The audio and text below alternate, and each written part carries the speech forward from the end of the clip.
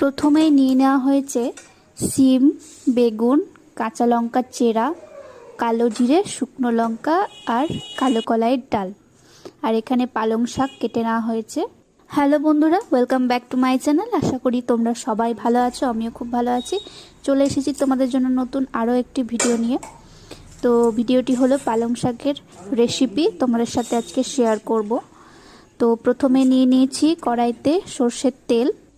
তো তেলটি গরম হয়ে আসলে এর মধ্যে দিয়ে দিতে হবে একে একে শুকনো লঙ্কা, কালো জিরে, কাঁচা লঙ্কার চেরা আর ভাজা কালো কলাইয়ের ডাল।